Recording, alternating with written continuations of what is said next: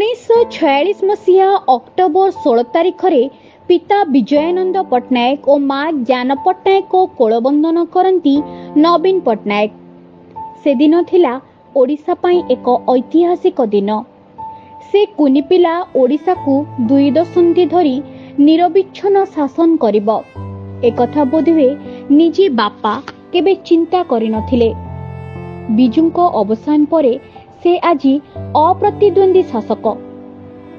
बयसर सायन्नरे मध्य ओडिशावासी केवल तांकु ही शासन गादी रे बसाइबाकू पसंद करिछंती।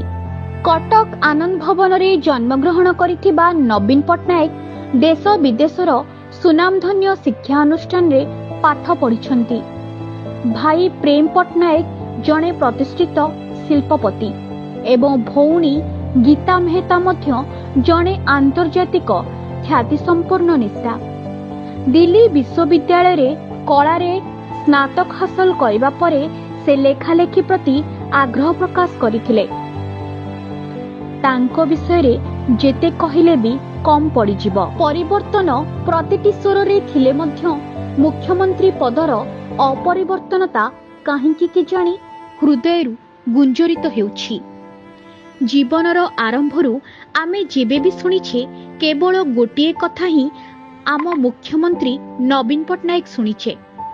तो केही केही थटारे कहती आम नवीना, तो बेले बेले कहार जदि ना नवीन थाए समस्ते कहती तू तो आमर मुख्यमंत्री। काहींकि के जानी आज हृदय कांदुछि।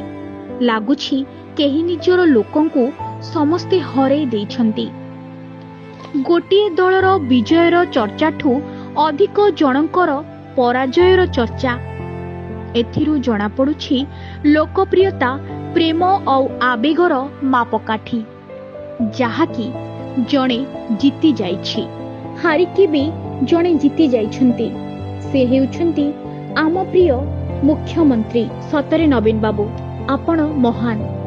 आपणको से गोटिए शब्द आमे केबे भूलिबुनी। कौन आपण माने खुशी तो? भगवान को पाखे एतिकी प्रार्थना आपण सदा सर्वदा सुस्थ रुहंतु। आउ आसंता 5 वर्ष परे शंख बजई पुणी आम मानक पाखकु आसंतु। एतिकी आमर कामना।